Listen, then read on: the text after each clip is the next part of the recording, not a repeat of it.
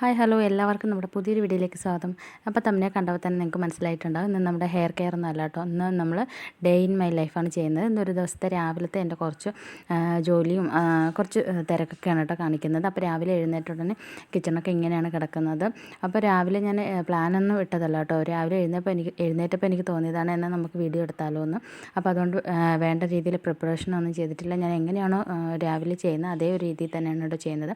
അപ്പോൾ രാത്രി തന്നെ അടുക്കളയൊക്കെ ക്ലീൻ ചെയ്തിട്ട് ണ്ടായിരുന്നു. പിന്നെ രാത്രി തന്നെ കുറച്ച് ചോറ് അടുപ്പത്ത് നമ്മൾ തിളപ്പിച്ചിടും കേട്ടോ. നല്ല വേകുന്ന അരിയായ കാരണം അടുപ്പത്ത് തിളപ്പിച്ചിടും. എന്നിട്ട് പിറ്റേ ദിവസം അത് ഗ്യാസിൽ വെച്ചിട്ട് നമ്മളൊന്ന് തിളപ്പിച്ചെടുക്കുകയാണ് കേട്ടോ ചെയ്യുന്നത്.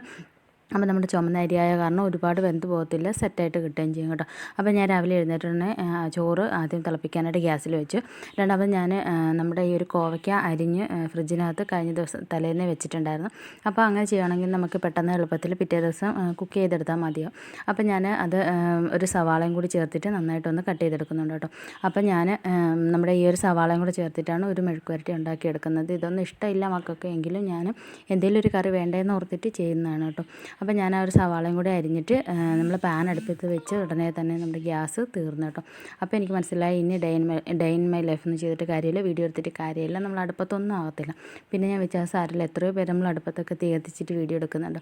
അപ്പോൾ പിന്നെ ഞാൻ നേരെ അടുപ്പത്ത് തീ കത്തിച്ചു. എന്നിട്ട് നമ്മുടെ ചോറ് തിളയ്ക്കാനായിട്ട് വെച്ച് ചോറെടുത്ത് അടുപ്പത്ത് വെച്ചു കേട്ടോ.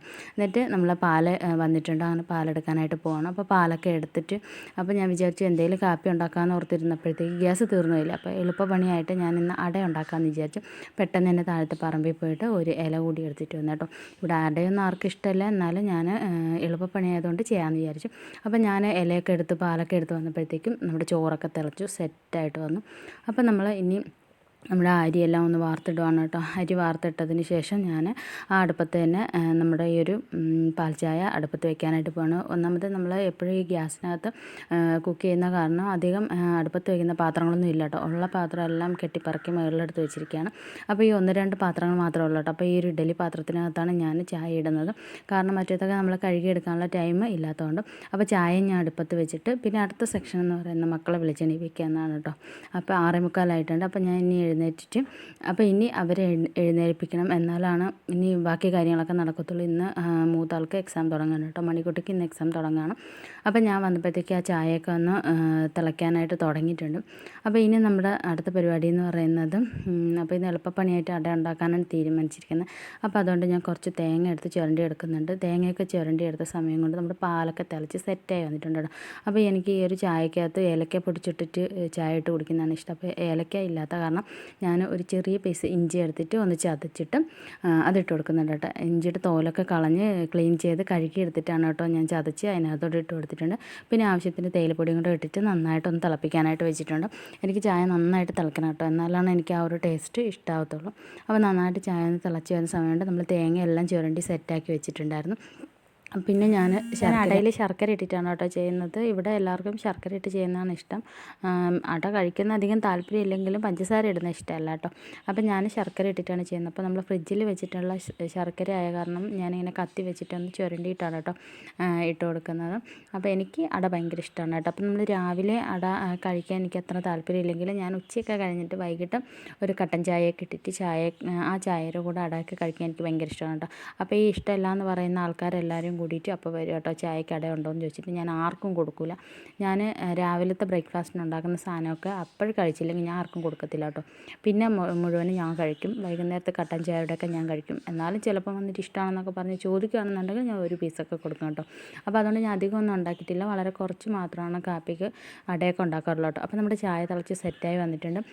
അത് പഞ്ചസാരയൊക്കെ ഇട്ടിട്ട് ഞാനിങ്ങനെ നന്നായിട്ട് അടിച്ചെടുക്കുന്നുണ്ട്. എനിക്ക് ഈ ചായ ഉണ്ടാക്കുന്ന സമയത്ത് ഇതുപോലെ നല്ല പതയായിട്ട് അടിച്ചെടുക്കണം കേട്ടോ, അതാണ് എനിക്കിഷ്ടം.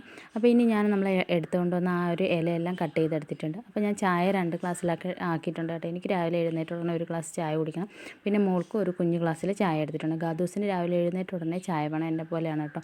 പിന്നെ ഞാനിന്ന് അരിപ്പൊടി ഉപയോഗിച്ചിട്ടാണ് നമ്മുടെ അട ഉണ്ടാക്കുന്നത്. അപ്പോൾ അരിപ്പൊടിയും അതിനകത്തോട്ട് കുറച്ച് ഉപ്പും കുറച്ച് നമ്മുടെ ഈ ഒരു മാവൊന്ന് കുഴച്ചെടുക്കാനായിട്ട് ഒരല്പം ഓയിലും കൂടി ഒഴിച്ചിട്ട് നമ്മൾ തിളച്ച വെള്ളം ഉപയോഗിച്ചിട്ടാണ് കേട്ടോ ഈ ഒരു മാവൊന്ന് കുഴച്ചെടുക്കുന്നത്. എല്ലാവർക്കും അറിയാം. അപ്പോൾ ഞാൻ ഗ്യാസ് തീർന്ന കാരണം ഈ ഒരു അടുപ്പ് നമ്മുടെ കട്ടൻ ചായ ഇട്ടിട്ട് അടുപ്പ് ഒഴിഞ്ഞ സമയം കൊണ്ട് തന്നെ കുറച്ച് വെള്ളം തിളപ്പിച്ചിട്ടുണ്ടായിരുന്നു കേട്ടോ.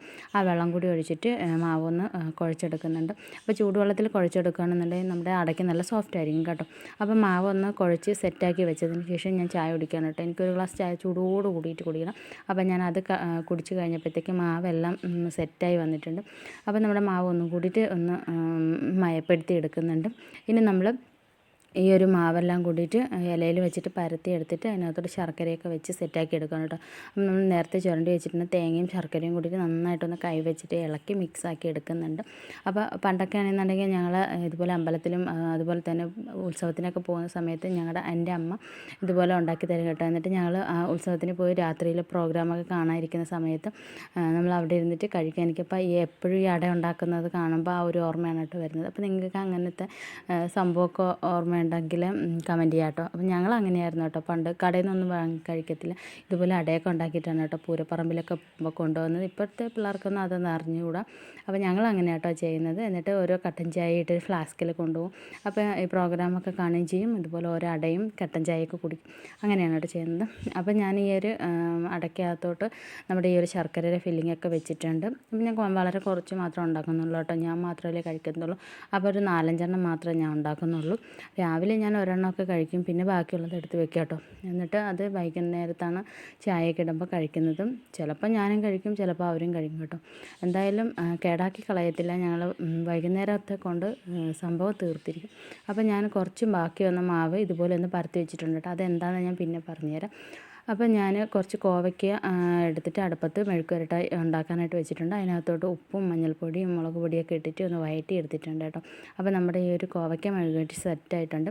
അപ്പോൾ ഞാൻ അടുപ്പ് ഒഴിഞ്ഞ ഉടനെ തന്നെ നമ്മൾ ഇഡ്ഡലി പാത്രത്തിൽ വെള്ളം വെച്ചിട്ട് നമ്മൾ ഈ ഒരു ഉണ്ടാക്കി വെച്ചിട്ടുള്ള അടയുടെ ഫില്ലിങ് എല്ലാം അതിനകത്ത് ഇറക്കി വെച്ച് കൊടുത്തിട്ട് അടച്ച് വെച്ചിട്ട് നമ്മളത് വേവിക്കാനായിട്ട് വെച്ചിട്ടുണ്ട് കേട്ടോ. ഇപ്പോൾ തന്നെ സമയം 7:45 കേട്ടോ. 8:45 അവർക്ക് വണ്ടി വരും. അതിന് മുന്നേ എല്ലാം സെറ്റായി കിട്ടണം.